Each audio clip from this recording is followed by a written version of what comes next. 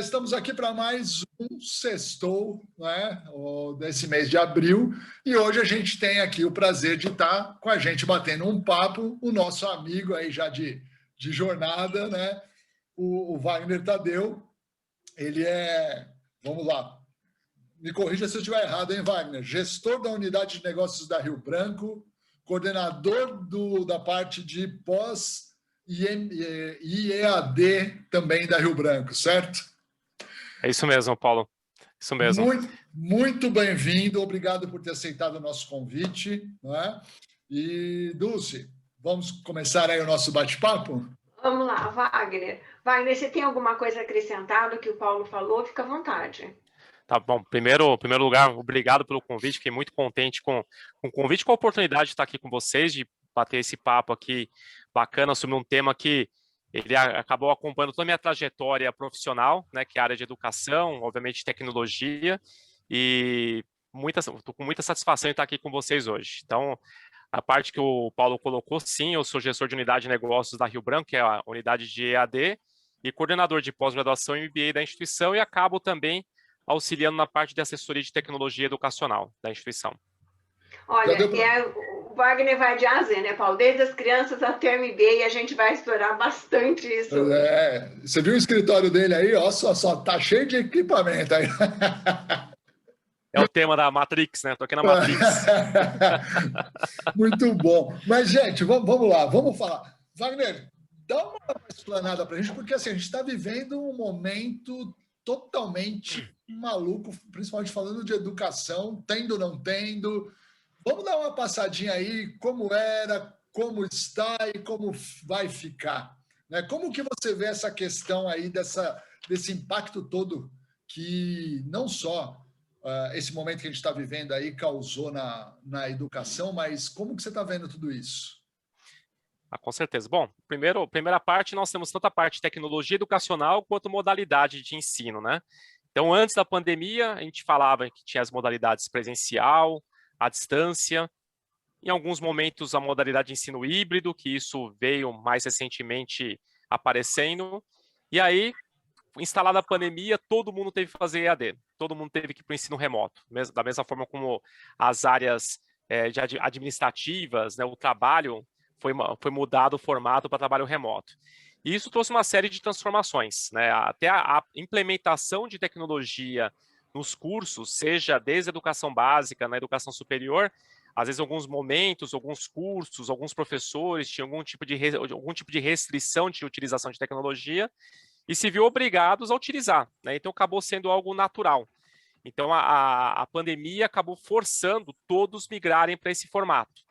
E aí, desse formato, a gente acredita que assim, é uma mudança que não tem como voltar ao que era antes, né? A gente vai acabar só aprimorando esse processo, se beneficiando dos momentos presenciais e à distância, mas acaba sendo uma mudança que não tem mais como voltar atrás, né? Já está instalada, né? Ô Wagner, deixa eu te perguntar, a gente tem aí, até para dar uma esclarecida para o pessoal que vai ver também esse material, tem diferença, né? Porque tem uma confusão, o pessoal fala ensino EAD, ensino remoto, tem o híbrido, dá para a gente uma definidinha um pouquinho de cada um, só para botar todo mundo na mesma claro. base? Bom, vamos falar do ensino presencial então, né? Vamos começar por esse. Ensino presencial parte do pressuposto que todos, professores e alunos, ou professor e alunos, estejam no mesmo espaço físico, no mesmo instante, né? No mesmo momento ali, interagindo. Né? Seja o professor apresentando uma aula expositiva, os alunos interagindo concomitantemente, mas todos eles fisicamente presentes. Quando a gente fala em modelo à distância, então a gente parte do pressuposto que professor e aluno estão distantes geograficamente, mas a tecnologia faz essa proximidade entre essas duas pessoas, né? Tanto o professor quanto o aluno. E aí, dentro do EAD, a gente tem ainda duas subdivisões, que nós temos o EAD com atividades síncronas, que significa, por exemplo, esse momento que nós estamos aqui agora, né? No momento que nós estamos interagindo, nós estamos de forma síncrona. As pessoas que forem assistir esse material depois, elas vão assistir no momento que a gente chama de assíncrono. Quer dizer, o material está lá disponível, mas eles vão acessar posteriormente. Isso possibilita, por exemplo, até interações como um fórum, por exemplo, onde a pessoa vai lá, posta uma publicação, horas depois o outro vai lá e responde aquela publicação, mas isso está vivo e vai acontecendo ao longo dos dias, da semana, do período que for determinado. Então, nós temos, assim, essas duas formas distintas. Para a gente poder classificar o modelo híbrido, é a gente pensar em pegar um pedaço do que tem no presencial, um pedaço que tem no na distância, e unir isso num único formato, numa única metodologia. Então, aí a gente pode dizer que nós temos momentos presenciais, que aluno e professor está interagindo, momentos à distância, e dentro desse momento à distância nós podemos ter os momentos síncronos e assíncronos. Então, essa seria a classificação aí dessas modalidades. O Wagner, o que eu gostaria de saber, assim, como você tem uma experiência que vai desde dos pequenos, né, das crianças, e vai até, como que é essa questão de adesão, tanto do ponto de vista do aluno, como que você percebeu esse movimento, tanto do aluno quanto do professor? Perfeito. Bom, aí a gente tem que olhar para cada nível de ensino, né? Se a gente pegar, por exemplo, educação infantil, obviamente, uma educação infantil muito inicial, vamos pegar lá um infantil 2, de crianças de 2 anos, por exemplo. Obviamente, o aproveitamento desses recursos não é o suficiente, ainda não há condições de ter uma interação adequada para esse perfil etário. Mas quando a gente vai subindo a faixa etária, vou falar até de 3, 4 anos, começa a fazer sentido a aplicação desse modelo remoto de ensino. E aí a gente começa, então, a aluna começa a interagir melhor com o recurso, seja um computador, um tablet, ou um celular, e os professores também conseguem subsidiar recursos, desde vídeos, de ilustrações, e aí a gente começa aqui para a parte da alfabetização, que é o grande desafio. Isso é uma discussão grande até internamente dentro da instituição, como até nos fóruns de outras instituições, de como que se alfabetiza uma criança à distância, né? Então esse é um desafio que está se buscando formas de poder viabilizar esse modelo. Nessa fase, pois não, Dulce? Assim, como que é essa adesão mesmo na criança na alfabetização, Wagner? Ela tem muitas perguntas e às vezes os pais não conseguem nem dar apoio, ou às vezes os pais até, entre aspas, ao invés de ajudar, acabam atrapalhando. Como que é essa adesão? Como é que se cria uma rotina para essa criança da alfabetização? Sim. Uma das coisas que, aí vou falar pela própria experiência que a gente está vivenciando hoje com esse perfil etário, né? Até são orientações que são passadas para as famílias. Então, a questão do conceito da criança ter um espaço onde ela estuda, que não seja misturado com outros ambientes da própria casa, por exemplo, para que não haja dispersão, para que ela possa ter o melhor aproveitamento daquele recurso. E o professor também tem que utilizar técnicas mais lúdicas por meio de tecnologia, para poder manter a atenção dessa criança. Então, desde atividades menos ativas, digamos assim, da criança estar assistindo aquele conteúdo, mas ao mesmo tempo ela está interagindo constantemente com o professor. Então, a adesão em si, na realidade, não depende só da criança ou até da própria escola, depende também dos responsáveis. Os responsáveis também acabam ajudando nesse processo, e às vezes acaba atrapalhando, como você bem colocou. Então, às vezes a gente pode ter situações do pai ou da mãe interferirem durante a aula, então, até o que a gente coloca, por exemplo, que a sala de aula, ela aumentou a sala de aula, né? A gente não tem só alunos agora, a gente tem os pais também, né, dentro da sala de aula. Então, assim, é um desafio. Mas do ponto de vista de adesão, ainda, digamos assim, a gente não tem muita questão de rejeição. Lógico que tem suas dificuldades, como qualquer situação, mas não dá para falar que tem uma questão de adesão. A adesão, a gente começa a olhar para os segmentos posteriores. Então, ensino fundamental 2, ensino médio, ou a própria graduação. Aí a gente começa a enfrentar situações, por exemplo, que a gente está aqui, a gente está com câmeras abertas. Né? Isso é uma boa história, então, Wagner. Quer dizer, essa é uma situação, assim, para a criança, o professor falou, olha, tem que manter as câmeras abertas, até para ter o feedback. Os pais também acabam contribuindo, mas, por exemplo, para lidar com um jovem, um adolescente, manter a câmera aberta, né? Então, a aula começa às 7 horas da manhã, ele precisa abrir a câmera. Então, vou pegar até um exemplo lá na instituição, há uma regra que, inclusive, os alunos para a aula remota têm que usar uniforme. Boa. Porque o conceito porque senão ele sai da aula. Pijamão, né? Exato, vai de pijama para a aula, né? Então, assim, mas o conceito ele está em aula. Ele está em aula. O que está acontecendo? A única diferença é que ele não está indo na escola fisicamente, mas ele tem aula. Outra coisa é a rotina. Isso, na verdade, acaba sendo mais uma questão mental, né, de você criar esse mindset para ele entender que exatamente, fora de um ambiente escolar, aquele momento é escola, é estudo. E aí o foco, seja tecnicamente você faz com que o cérebro entenda que ele está em aula, mas o foco aí é trabalhado, como você falou, né, no tanto lúdico, começa a ficar muito complicado, né? O conteúdo tem que ser o foco, porém de uma forma totalmente diferente que não disperse, né? Exatamente. Até o próprio conceito da lição de casa. O aluno já Como está que em é casa, isso? né? Já Então, tá em como que fosse casa. a lição de casa, né? Então, quer dizer, na verdade, é a lição pós-aula ou pré-aula. Então, o conceito ele tem que ser um pouco mudado. Outro ponto também, no caso até das crianças, até a parte da hora do intervalo, o lanche é incentivado a fazer com a câmera aberta com os colegas, para que eles tenham essa interação social que eles teriam na escola. Então, até isso também tem essa preocupação. É como você falou, Paulo, é para justamente entender esse modelo de pensamento, o mindset, ele entender que ele está em aula, ele está ali vivenciando um momento de aprendizagem na escola, mesmo à distância. Agora facilitou bastante para aqueles que gostam de colar, né? Porque dá para montar o esquemão agora. Esse é um desafio. Mas aí tem tecnologias que dá para, digamos assim, minimizar esse tipo de situação. Tem tecnologias até de rastreamento da pessoa que está ali fazendo, por exemplo, a atividade, verificar se ela está atenção dispersada, ele gera uma régua de pontuações, então até para ele poder saber se a pessoa está interagindo com outras pessoas no ambiente, se ele está olhando para o outro lado. Tipo, então existe recurso que já consegue. Exatamente. Olha aí. Então já tem soluções nesse sentido. E eu estou aqui, estava achando que estou malandrão na história e o negócio já está adiantado. E aí isso gera um relatório, e até numa situação de fazer uma auditoria do processo, do que acontece aquela avaliação, por exemplo, dá para tentar identificar esse tipo de desvio de conduta, digamos assim. Então tem essas soluções também. Tá. E aí, fala, Dulce, pode falar. Wagner, e tem as crianças que vocês também trabalham, por exemplo, que tem uma perda auditiva, que tem perda visual, como é que fica isso, a criança que tem um outro tipo de necessidade? Sim, aí o desafio foi preparar o ambiente que o professor ministra a aula, né? Hoje, até eu falei desse conceito do ensino presencial, híbrido e à distância, hoje a gente também fala do conceito do ambiente híbrido. Então, hoje a gente está numa situação, até pela fase da pandemia, as mudanças aí dos decretos com relação à educação, que parte dos alunos estão na escola, né? Os professores estão na escola. Então, precisou se preparar a sala de aula, falando especificamente de crianças surdas, para que o professor, que em geral também é surdo, ele consiga interagir tanto com os alunos que estão presencialmente, quanto com os alunos que estão remoto. Então, imagine vocês, nós estamos aqui no Zoom. Então, imagine que aqui também, junto comigo, estaria uma sala com outros alunos.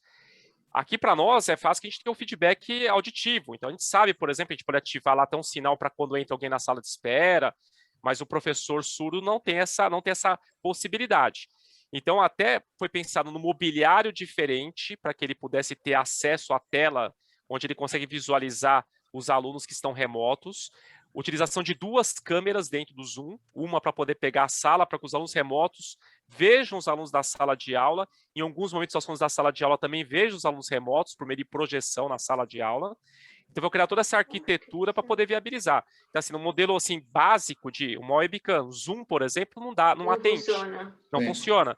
Então, por meio de ensaios, a gente chegou a essa composição para poder atender esse público. Ô, Wagner, deixa eu só fazer uma parte aqui. Dá só uma explanada rapidinho. Acho que as pessoas com certeza não têm esse conhecimento. Acho que isso é muito relevante.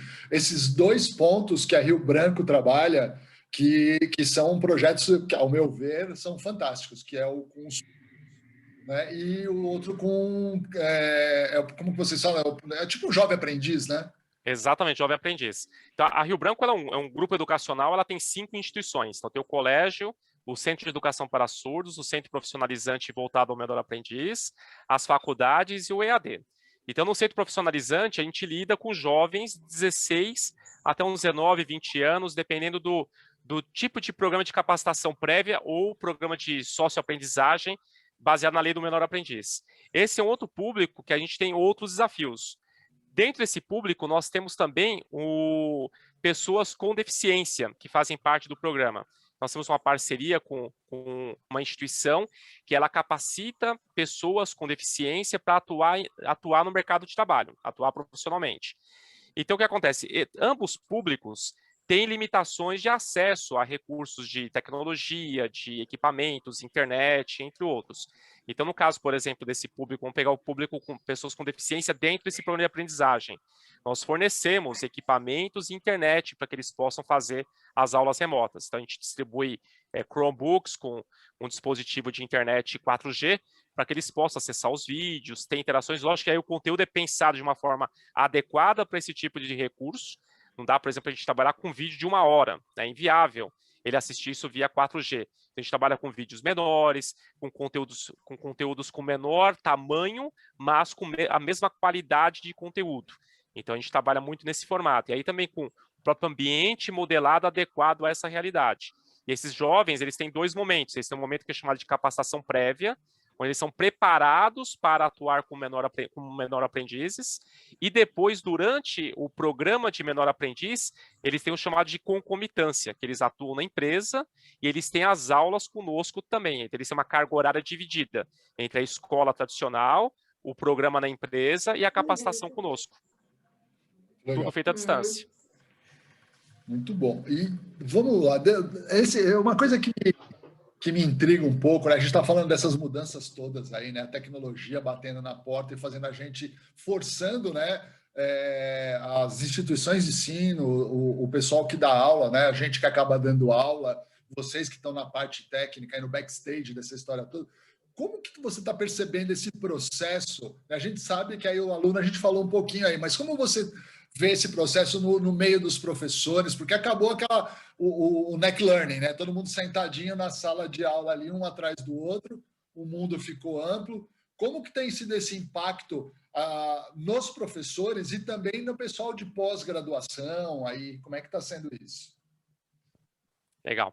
No caso dos professores, lógico que existem os professores que são resistentes ao uso de tecnologia, mas como você mesmo disse, eles foram obrigados a entrar e mergulhar nesse mundo também para poder utilizar os recursos tecnológicos. Só que aí é interessante que muitos professores começaram a buscar formas de conseguir fazer aquilo que ele fazia em sala de aula, faz no modelo remoto ou no modelo remoto síncrono, como nós estamos aqui agora. Então, professores improvisaram ambientes, colocaram desde lousa, por exemplo, ele poder interagir ali durante a aula ao vivo, outros utilizaram o recurso de 2 câmeras para ele poder alternar a projeção de algo que ele quer demonstrar aqui, por exemplo, fisicamente, e replicar isso para os alunos. A utilização de outros recursos, por exemplo, o Zoom tem as ferramentas aí de votação, de quadro branco, então também utilizar esse recurso. Mas o que acontece? Os professores, eles tiveram que se adaptar muito rápido. Então, vou falar, no caso da nossa instituição, trabalhou muito no processo de formação rápida desses professores para poder lidar com essas ferramentas e, ao mesmo tempo, a gente buscando outras soluções para poder ir contingenciando alguma situação, alguma necessidade que eles tinham. Então, no panorama, foi muito positivo essa migração. Coisas também, por exemplo, que havia uma exigência muito elevada, tanto do aluno quanto do professor, a questão estética da aula, né? Então, se fosse uma aula gravada, tem fundo chroma key, ela está toda pós-produzida, alta qualidade. Hoje isso já se perdeu, né? Se perdeu um ponto positivo. Então, as pessoas não estão mais preocupadas se a aula esteticamente está bacana, se o professor tem uma imagem legal de fundo. Na verdade, isso aqui vira uma situação mais despojada. Mas agora a questão de ter o cachorro passando na frente da câmera, a criança chorando, então isso faz parte, né? Isso faz parte. E as pessoas já não estão mais preocupadas com esses detalhes, isso virou natural. Então, natural, a pessoa está dentro do ambiente da casa dela, tem ali outras pessoas interagindo também, então não tem essa preocupação. Então, isso mudou bastante, esse grau de exigência de qualidade estética. Mas não se perdeu a preocupação com o conteúdo. E aí também o professor começou a buscar outras formas. Um outro exemplo, o professor que dava uma aula, por exemplo, no sábado, o dia inteiro, lá presencial, vocês mesmos já deram aula no MBA, o dia inteiro no sábado, das 8 às 5 da tarde, por exemplo. Então, a gente também mudou um pouco a dinâmica, né? Ao invés de ser essa aula contínua que aconteceu presencial, que aí ela é viável, né? Todo mundo está ali engajado, mas na frente do computador é diferente a dinâmica. Então, a gente estabeleceu mais pausas, um menor tempo, porque a densidade também, às vezes, da aplicação é diferente em relação ao modelo presencial, do que quando a gente faz aqui no modelo à distância. Então, tudo isso foi adaptado e melhorado, e os professores se adaptando com esse formato. A gente tem, por exemplo, uma pós-graduação de dança, está sendo feita à distância. Então, Como até que funciona isso? Então, o professor fazer a simulação, por exemplo, das posições, dos passos, toda a demonstração. Então, tivemos que pensar junto com ele a questão desde iluminação, para ele poder aparecer adequadamente na câmera, como que é a questão do áudio, né? Então, como que a gente transmite o áudio durante a aula e o professor consegue interagir com esse áudio, que é a música, por exemplo, que está rolando. Então, o Zoom, por exemplo, tem ferramentas, você consegue configurar o áudio original, tirar o supressor de eco, para poder o professor conseguir falar em cima da música. Então, todas essas adaptações, os professores também estão muito parceiros desse processo. Então, acho que esse seria o resumo. Eles também estão muito interessados, porque, por exemplo, é o seguinte, se não fizer assim, nesse momento, não tem como fazer de outra forma. Então, a gente tem que se adaptar a esse modelo. E, Wagner, você acredita, assim, que com tudo isso vão surgir novos modelos? Porque, assim, a gente vinha com uma forma, de maneira geral, mesmo usando essas ferramentas da tecnologia, o ensino vinha de uma maneira bem, vamos chamar de tradicional, né? Com o próprio currículo, com exigência de MEC, uma série de coisas. Você acha que tudo isso que está acontecendo vai existir uma pressão para uma ruptura, acontecer algum modelo diferente, inclusive no nosso próprio MEC, né? Que aprova isso ou aquilo. Como que você vê isso? Olha, eu acredito que sim. Inclusive, recentemente, o MEC deu um passo importante. Por exemplo, nos processos regulatórios, o MEC ele designa uma comissão para ela ir em loco na instituição fazer a avaliação, seja de autorização de curso, reconhecimento, etc. Saiu a portaria agora, dia 23, que as visitas poderão ser no formato virtual, para alguns processos, não para todos. Então, isso é uma evolução. Antes eles deslocavam, por exemplo, um processo, 2 avaliadores de estados diferentes da instituição. Então, imagine todo o custo de deslocamento, aí questões de hotel, tudo, eles ficavam 3, 4 dias dentro da instituição, depois retornavam para entregar seus relatórios. Então, imagina o custo de tudo isso. E agora, por meio de tecnologia, não tem custo de deslocamento, não tem a logística de hospedagem, não tem os custos de alimentação, entre outras coisas, porque a pessoa está almoçando fora, está jantando fora, então é diferente a matriz de custos. E, ao mesmo tempo, a facilidade, que antes, para poder agendar uma visita, demorava 30 dias, porque até organizar o voo, tudo, agora se faz, ok, marca a visita, combina lá o dia que vai ter a reunião via Zoom e pronto, está feito. Então, isso mudou bastante. Então, eu acredito sim que a gente vai ter uma evolução. Confesso que com essa experiência que a gente teve de ter que aplicar o ensino remoto, não faz mais sentido, no caso da legislação, ter legislações específicas ou credenciamentos específicos de presencial EAD. Acho que o governo e a própria política pública tem que pensar que tudo é educação, independente da modalidade. E eu acredito muito que a tendência disso, e até eu peguei, por exemplo, alguns relatórios, tem até o Horizon Report aqui de 2021, que ele fala do modelo híbrido, né? Então, assim, temos que ter momentos presenciais, com certeza. Cada curso tem a sua especificidade da frequência de encontros presenciais. Mas por que uma parte disso não pode ser feita à distância? Aquelas disciplinas mais teóricas, por exemplo, por que não pode ser feita à distância? Até para otimizar essa logística de alunos, professores, ocupação da instituição. Então, acredito que é algo assim, a gente deu um passo para essas mudanças, essas grandes mudanças desse cenário de educação. Na verdade, desculpa, Dulce, mas assim, isso que a gente está falando, assim, é uma ruptura que muitos profissionais, né, muitos professores e muitos educadores e instituições até queriam, mas era difícil de se quebrar, né, essa tradição do ensino. Então, quer dizer, teve que vir um momento para que tudo isso mudasse, inclusive talvez a forma de legislar sobre isso, para que a gente possa ter um avanço. Agora, a minha pergunta, depois eu peço até desculpa para a Dulce, que eu estava já embalado aqui, essa forma abrupta que rolou, que por um lado é muito bom, você acha que isso também não vai criar um gap enorme entre pessoas que não têm renda para alcançar a educação? Porque tudo bem, vamos agora para esse modelo híbrido, ou vamos trabalhar muita coisa aí, EAD. Como que você vê esse mundo aí?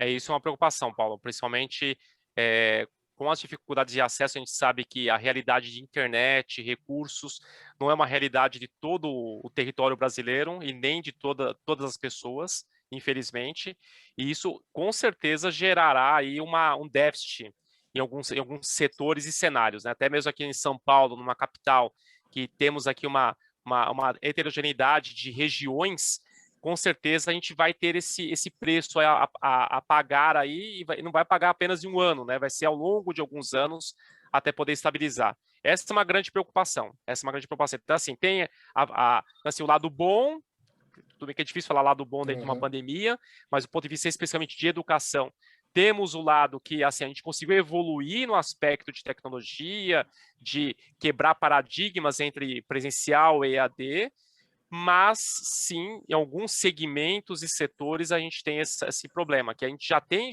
dificuldades, né? O tema Educação Brasil já é delicado, e com a pandemia, infelizmente, isso agravou ainda mais. Porque, na verdade, se a gente pensar, são 2 anos, né, que a escola, que as pessoas de menor renda, elas pararam. E tem vários estudos lá, né, dizendo o impacto disso nos próximos anos. Isso preocupa muito, né, Wagner, inclusive na formação. A escola, você acha que nesse momento a escola vai tentar buscar essa ruptura e preparar mais essas crianças? Eu digo as crianças que começam para o mercado de trabalho, porque hoje a gente vê um gap muito grande entre o aluno de todas as escolas, estou falando assim de macro, não, ele sai ainda ele não olha, ele não sai formado para o mercado, né? Ele sai naquela coisa bem acadêmica. Como é que você vê isso, Wagner? Você acha que isso vai mudar? Como é que está esse processo com o EAD, com toda essa coisa, essas mudanças?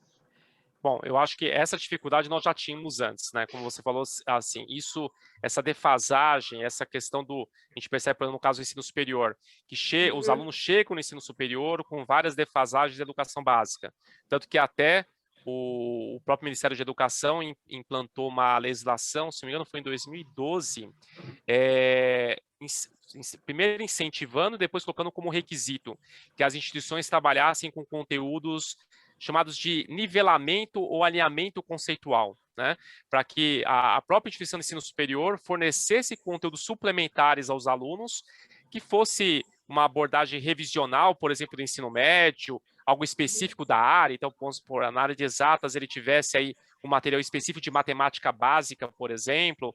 Então, o MEC colocou, e hoje isso aí tem avaliado. Então, toda instituição de ensino superior ela é obrigada a oferecer esse conteúdo para o aluno para tentar minimizar essa defasagem no ingresso dele na graduação, no tecnológico, seja lá qual for a formação. Mas, infelizmente, diante da forma como as coisas foram acontecendo, queira ou não, foi tudo muito abrupto, né, toda essa implementação. Sabemos e acompanhamos todas as notícias das dificuldades, principalmente do acesso à tecnologia e aos recursos. Então, a gente vai sim demorar um tempo. Agora, quantificar esse tempo, infelizmente, que, né, a gente até o ano passado a gente falava que era um ano. Nós estamos até, a gente estava falando um pouquinho antes de começar, chegamos em maio, né? Amanhã já é maio, né? Já estamos na metade do ano. E a perspectiva é que ainda esse ano não deve ainda 100% as coisas voltarem. Então, quantificar ainda, prever isso é difícil, mas que a gente vai ter um impacto com certeza. Isso a gente vai começar a perceber, tanto nos exames nacionais do ensino médio, a gente vai começar a perceber mudanças aí no desempenho dos alunos, e aí até nas próprias instituições de graduação também. Então, assim, é um desafio que aí, no caso, principalmente digamos assim, o último nível de formação, que seria a graduação, o nível voltado ao mercado profissional, ele vai ter que pensar e se reinventar para poder conseguir minimizar esses gaps. Então, quer dizer, esse esforço que a gente já faz, a gente vai ter que fazer ainda mais para poder tentar minimizar esses gaps. E mesmo no universitário, na graduação, teve muita escola, medicina, engenharia, que não teve, ficou sem aula praticamente, e sendo que era época de aulas práticas. E Wagner, a minha última pergunta, depois eu já passo para o Paulo. Eu converso muito com os adultos, né, com adultos, e eles dizem assim, não, agora nunca mais, imagine pegar o carro, pegar o trânsito, não faço mais curso nenhum. Você acha que vai existir essa questão, as universidades vão conseguir trazer o aluno, o adulto, de volta ao MBA presencial, aulas presenciais? Porque para o adulto, não pega o carro, né? Ficou uma situação de um lado também bastante prática, né? Nem digo nem cômoda, prática.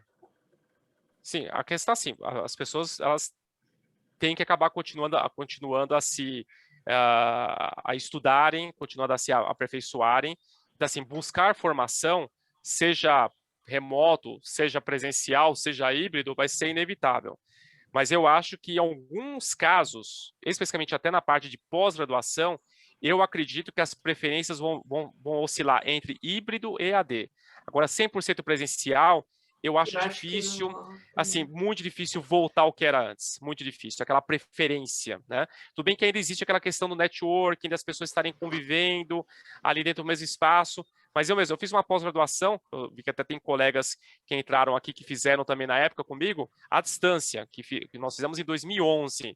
Então, quer dizer, já naquela época a gente fala network, a gente tem um grupo do MBA, vai fazer 10 anos agora, a gente vai ter um encontro agora em maio, a gente tem contato até hoje, então assim, não é porque a modalidade EAD que o networking não existe, por exemplo, a gente continua contato, então eu acredito que sim, nessas duas modalidades de ensino, com certeza, mas na modalidade presencial eu acho que é um caminho sem volta, vai ser difícil ter aquelas turmas grandes de pós-graduação, presenciais, programas extensos de 18 meses, 24 meses, eu acredito que essa mudança que a pandemia trouxe é algo que dificilmente volta ao que era antes.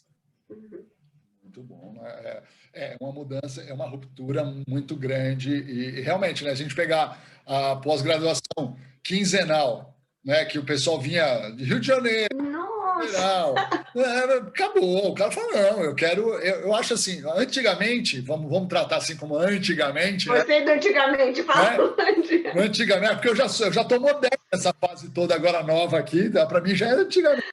Mas se a gente fosse falar, tinha a coisa do EAD ser um curso fraquinho, meia boca, né?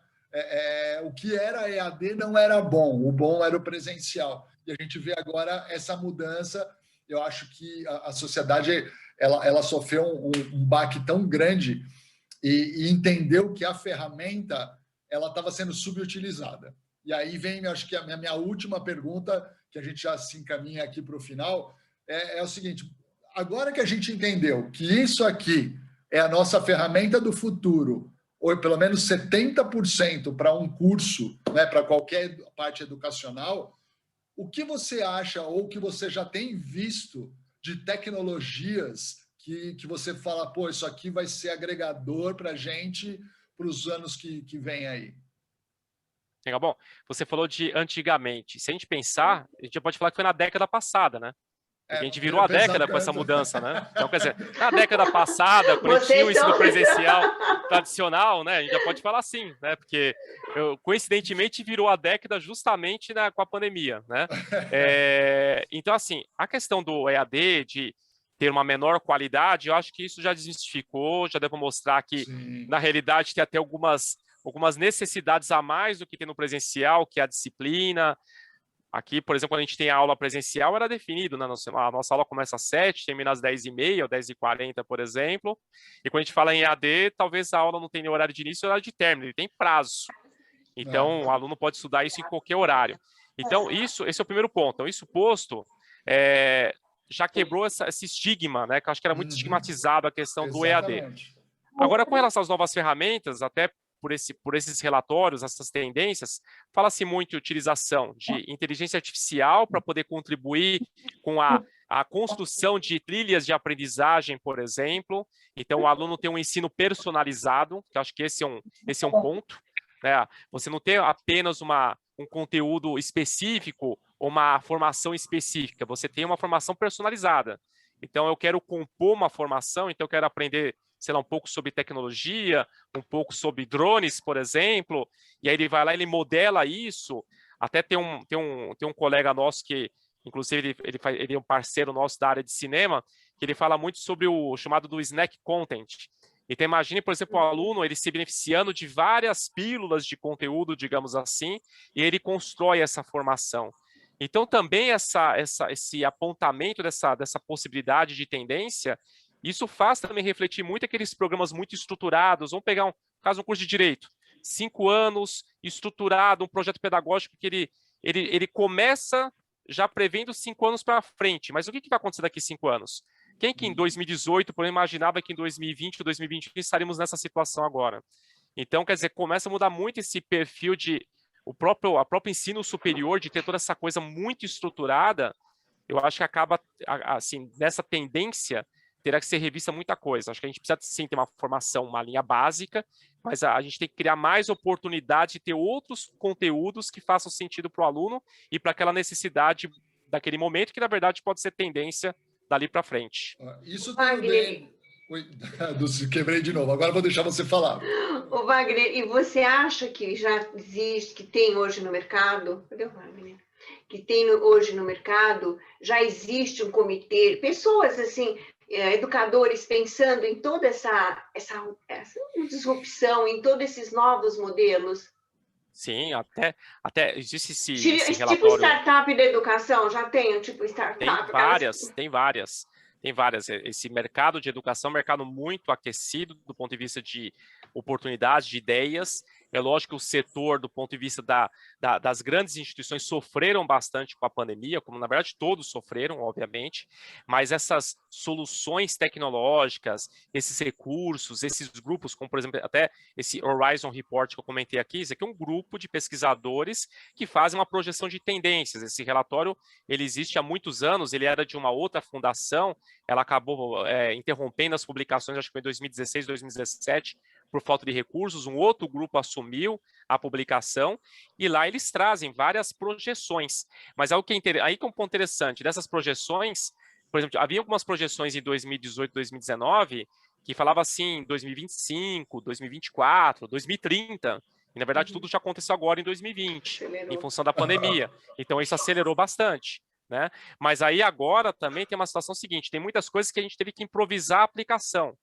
Então, acho que agora acaba muito mais a linha do aprimoramento dessas possibilidades, porque, de novo, tem coisas que, obviamente, não estão com a mesma qualidade que estaria acontecendo ali no presencial, ou até no modelo pensado à distância, né? Também tem essa diferença. Quando a gente pensa num curso presencial, quando a gente pensa num curso à distância. Hoje a gente precisa pensar no modelo que reúna tudo isso. Mas até então a gente não fazia esse tipo de exercício. Então, tudo isso, eu acho que até o modelo de o professor pensar o seu conteúdo, a sua estrutura, também vai começar a evoluir com esses novos momentos que nós estamos vivendo. Deixa eu te perguntar uma coisa, né, a respeito até do que a gente estava falando um passinho antes. Essas mudanças todas que estão aí vindo, né, que eu estava falando da questão de tecnologia, tudo, eu sei que vocês têm aí uma parceria com o pessoal na Finlândia, né? Se eu não me engano, é Finlândia, né? Isso. Tem vindo algumas experiências, algum material, tem algum DNA deles aí já na educação aí da Rio Branco relacionado a essa questão de futuro, porque eles já trabalham a educação de uma forma muito diferente lá, né? Sim, dessa exatamente. De dar a tutoria para o aluno, né? E ele traçar, como você falou, quase como a pílula, né? Ele ir moldando o conteúdo dele. Pegando o exemplo, uma das instituições que nós temos proximidade lá é a Proacademia, que trabalha-se com o conceito do empreendedorismo, né, dentro da sala de aula. Então, todos os alunos ali, na verdade, quando eles começam o primeiro dia de aula, qual é o objetivo? É montar uma startup, uma empresa. E aí toda a trilha de aprendizagem dele é em cima de estruturar essa empresa, né, de buscar resolver os problemas que essa empresa vai ter, tanto as questões financeiras, de marketing, todos os detalhes envolvidos na gestão de uma organização. Então, isso assim, a gente tem contato com eles há quase 10 anos, quer dizer, mais de 10 anos já nós temos proximidade com eles, e a gente vem gradativamente a cada ano incluindo mais elementos dessas metodologias que são aplicadas no Proacademia, seja nos programas desde ensino médio, por exemplo, até nosso ensino médio, ao último ano chamado de pré-universitário, quanto dentro do ensino superior, na graduação, na pós-graduação. Então, a gente vem colocando gradativamente cada um desses elementos. Não dá também para virar a chave de uma hora para outra, Paulo. Sim. Também tem uma questão tanto dos professores quanto dos alunos se adaptarem a esse novo modelo. O aluno ele vem da educação básica com um formato tradicional. Então, também fazer ele virar essa chave, né, mudar o mindset para essas novas metodologias, tem que ser um processo gradual. Sim. E não é só aluno, né? A família tem que mudar. Exato, é cultural, né? É cultural. Exatamente, Wagner, muita questão cultural. Wagner está chegando ao fim. Paulo, vai a sua última pergunta. Não, a minha era essa, Dulce, minha última. Eu tenho assim, Wagner, se você pudesse tomar uma decisão hoje de muito impacto na educação, assim, a nível Brasil, né, para o Brasil inteiro, o que você faria hoje? Mas só para a gente fechar. Do ponto de vista da legislação, eu mudaria esse conceito dessa definição muito rebuscada entre o que é presencial e EAD. É entender que é educação, independente da modalidade. e principalmente ter políticas públicas que incentivem a utilização de recursos tecnológicos para contribuir, para poder auxiliar no processo de ensino-aprendizagem, detecção desde distúrbios de aprendizagem, como que a gente pode atuar sobre isso. Eu acho que iria nessa linha de Você acredita mudança. numa parceria público-privada na área de educação, Wagner? Eu acho que para as questões particulares do Brasil, que o Brasil é um país continental, com todos os desafios, eu acho que é fundamental. Acho que só o poder público não consegue dar conta disso. Dar conta disso. Ai, Wagner, encantada, viu? Adorei. Adorei. Eu gostei muito. Vai ficar um tempão mais aqui, hein? Com certeza. Gostei muito. Foi muito bacana. Bom, Wagner, eu e a Dulce, né, a Simple tem a agradecer aí, né, a você ter se disponibilizado a estar com a gente aqui na sua sexta-feira aí, tomando aí uma horinha do seu descanso, mas assim, foi para a gente um prazer enorme para estar aqui com você, batendo esse papo, e eu queria que você deixasse aí também para o pessoal que está aqui e para quem vai assistir posteriormente no nosso canal, um contato, que quiser saber as questões aí de educação, quiser trocar mais uma ideia com você, por favor. Claro, não, primeiro eu que agradeço, foi um privilégio estar aqui com vocês, foi muito bacana, gostei bastante do nosso papo, e aí se alguém quiser entrar em contato para obter mais informações, eu vou falar meu e-mail aqui, que é wagner.w.tadeu@riobrancofacc, de faculdade, né, .edu.br. Então pode entrar em contato com a gente, querendo marcar aí, agora não dá para a gente marcar uma visita, mas a gente pode marcar um call aí no Zoom, trocar uma ideia, a gente está à disposição. E pode fazer também, né, riobrancofacc.com.br, é isso, né? .edu.br. Rio-Branco. E pode fazer, Wagner, também, por gentileza, faça o seu merchan, fala da Rio Branco aí, por favor. Eu coloquei no chat, viu, Wagner? Wagner, @riobranco.com. É Rio Branco Fac. É Rio Branco Fac. Rio Branco Fac. Rio Branco, faltou Fac. Isso. Bom, eu coordeno lá a área de pós-graduação da instituição, a gente tem cursos na área de especialização, nós temos experiência na área de pós-graduação desde 2002, inclusive nós temos dentro do nosso portfólio o curso na área de gestão de marcas, branding, nós somos o pioneiro nessa área de especialização aqui no Brasil, na área de pós-graduação, nosso curso já vai para a 35ª turma, se não me engano, desde o início que começou o curso, e temos outros cursos na área de gestão e estratégia de negócios, cinema, dança e análise política, com curso voltado com um dos cursos que é carro-chefe da instituição, que é Relações Internacionais. Inclusive, ele foi um curso super destacado no ENAD aí no Brasil, tem nota 5 no MEC. Então, aí, o corpo docente, a coordenação toda, foram eles que idealizaram o curso. Então, assim, é um curso muito diferenciado na área de análise política, ciência política, toda essa área voltada a relações internacionais. Então, convido a todos a conhecer lá o nosso site, lá, que é o www.riobrancofacc.edu.br, e conhecer mais nossos cursos. E lá também vocês vão ver que tem cursos de extensão, cursos de graduação. Então, durante o ano todo, a gente oferece diversos programas de formação aí, desde curta duração até cursos de maior duração. E no curso de branding tem professores muito bons lá, né, Dulce? Excelente. Com certeza. Com destaque na área de marca e marketing pessoal, personal branding. Tem comportamento do consumidor, Currante. Os melhores professores do Brasil estão lá. Exatamente. Não é nota máxima do MEC, mas é nota máxima do Wagner. É isso aí. Wagner, muito obrigada mesmo. Um excelente final de semana para você. Obrigado, igualmente. Família. Só posso desejar muita saúde e muita energia, porque tem muita coisa para ser feita. Para vocês também. Muito obrigado. Gente, muito obrigado mais uma vez. Boa noite. E quem quiser ver mais uma vez, no comecinho da semana, esse material já está lá no YouTube, no nosso canal, disponível para todo mundo ver um pouquinho. E quem quiser saber mais sobre as novidades também da Simple, é só entrar lá no nosso site, simpleu.com.br. Tem muita coisa nova lá. Gente, um bom final de semana. Obrigada. Até mais. Um abraço.